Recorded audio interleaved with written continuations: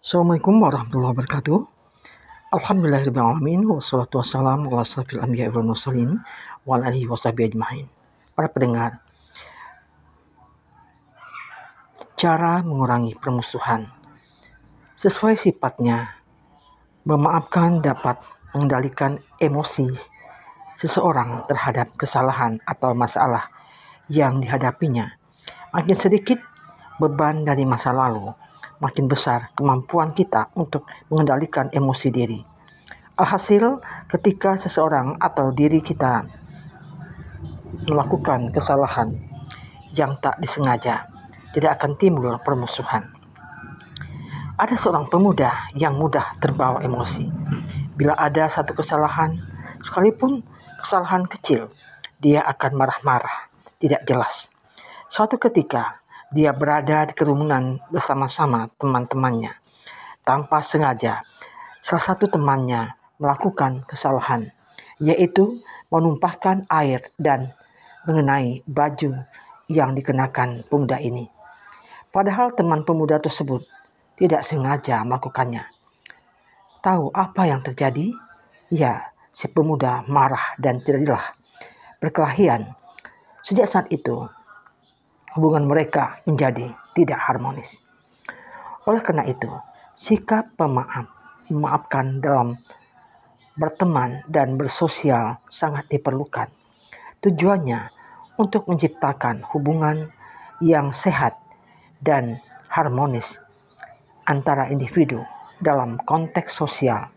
Hubungan yang sehat dan harmonis dapat membantu manusia dalam mencapai tujuan kehidupannya dan memberi dampak yang baik bagi diri sendiri maupun orang-orang di sekitarnya.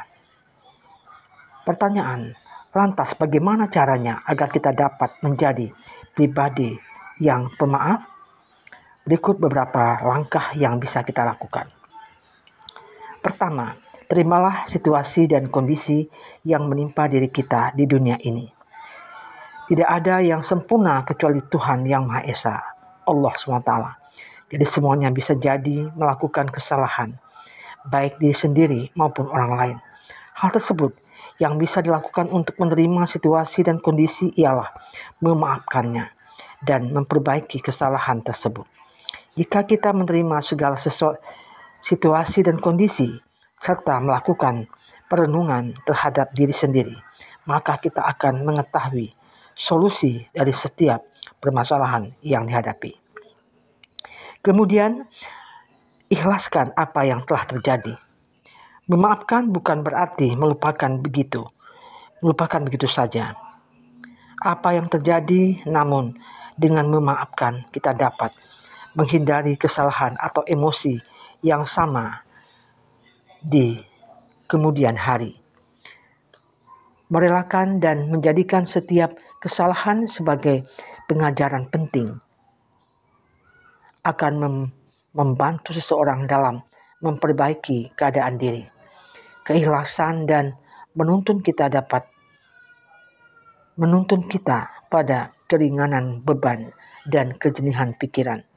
Jika kita mampu berpikir jernih, maka permasalahan akan menjadi mudah dan solusi dapat ditemukan. Kemudian, yang ketiga, hindari perkataan negatif tentang masalah. Ketika kita sedang emosi karena marah, tanpa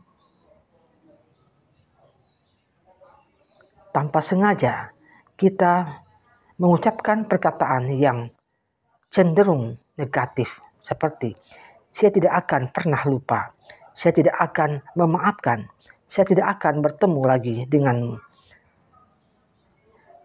dan sebagainya.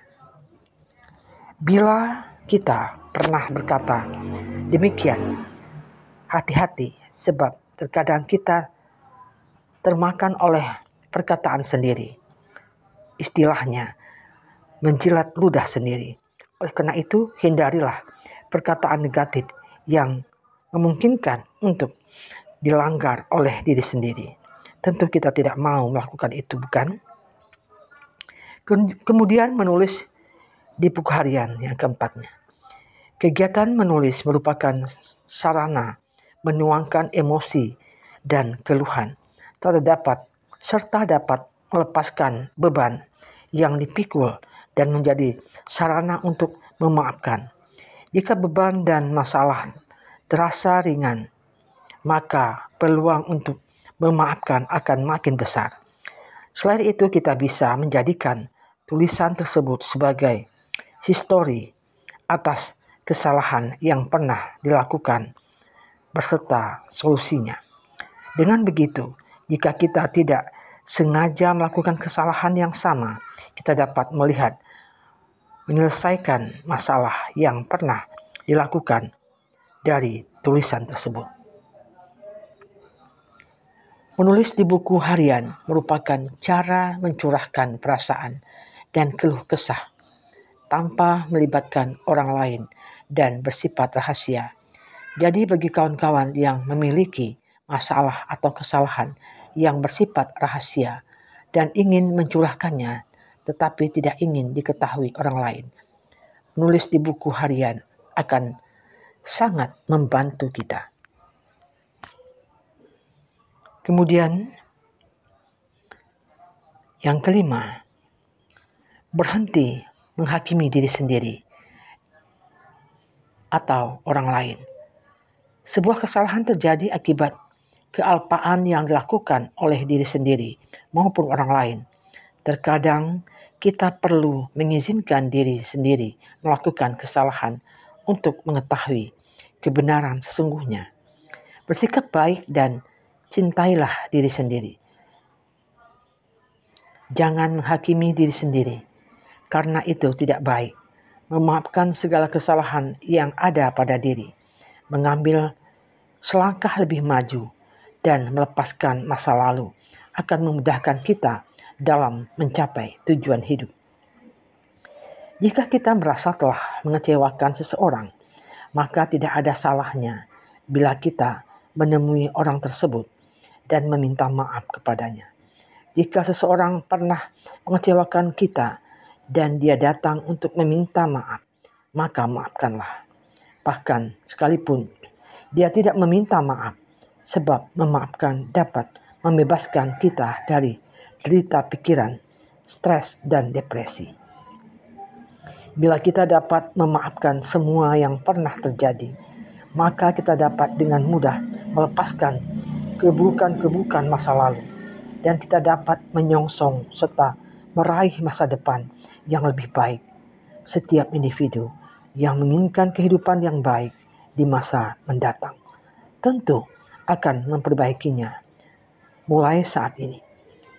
Salah satu caranya yakni dengan menjadi pribadi yang pemaaf. Demikianlah berbagi ilmu pada hari ini. Semoga kita dapat menjadi pribadi yang pemaaf agar pikiran kita menjadi jernih dan tenang. Demikianlah. Assalamualaikum warahmatullahi wabarakatuh.